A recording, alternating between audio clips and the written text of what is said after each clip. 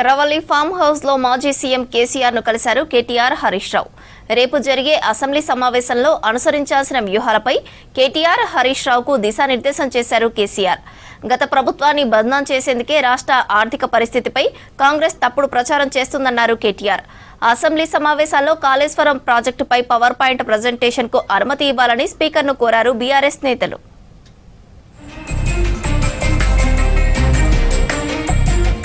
ఎర్రవల్లిలోని farm house లో కేసీఆర్ తో సమావేశమయ్యారు బీఆర్ఎస్ వర్కింగ్ ప్రెసిడెంట్ కేటీఆర్, మాజీ మంత్రి హరీష్ రావు. రేపటి నుంచి ప్రత్యేక అసెంబ్లీ సమావేశాలు ఉండటంతో కేసీఆర్ ను కలిశారు నేతలు. రేపు అసెంబ్లీలో అనుసరించాల్సిన వ్యూహంపై కేటీఆర్, హరీష్ లకు కేసీఆర్ దిశానిర్దేశం చేసినట్టు తెలుస్తోంది. కాళేశ్వరం ప్రాజెక్టుపై అసెంబ్లీలో మాట్లాడే బాధ్యతను హరీష్ రావుకు అప్పగించారు కేసీఆర్. కాళేశ్వరం కమిషన్ రిపోర్టును అసెంబ్లీలో ప్రవేశపెట్టి తమను కాంగ్రెస్ బద్నాం చేసే ప్రయత్నాలు జరుగుతున్నాయన్నారు కేసీఆర్. అందుకే అధికార పార్టీని ధీటుగా ఎదుర్కోవాలని కేటీఆర్, హరీష్ రావులకు సూచించారు కేసీఆర్.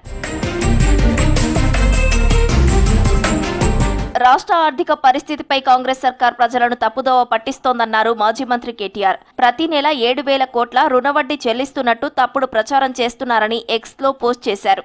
కాంగ్రెస్ సర్కారు తమ వైఫల్యాలను కప్పిపుచ్చుకునేందుకు ఉద్దేశపూర్వకంగా రాష్ట్ర రుణభారాన్ని ఎక్కువ చేసి చూపించిందని ఆరోపించారు. తప్పుడు ప్రచారాలు మానేసి రాష్ట్ర ఆర్థిక వ్యవస్థను గాడిలో పెట్టాలని డిమాండ్ చేశారు కేటీఆర్. అసెంబ్లీలో స్పీకర్ గడ్డం ప్రసాద్ ను కలిశారు బీఆర్ఎస్ ఎమ్మెల్యేలు. రేపటి నుంచి ప్రారంభమయ్యే అసెంబ్లీ సమావేశాల్లో కాళేశ్వరం ప్రాజెక్టుపై పవర్ పాయింట్ ప్రజెంటేషన్ ఇచ్చే అవకాశాన్ని బీఆర్ఎస్ కు కల్పించాలని స్పీకర్ కు వినతిపత్రం అందజేశారు గులాబీ ఎమ్మెల్యేలు.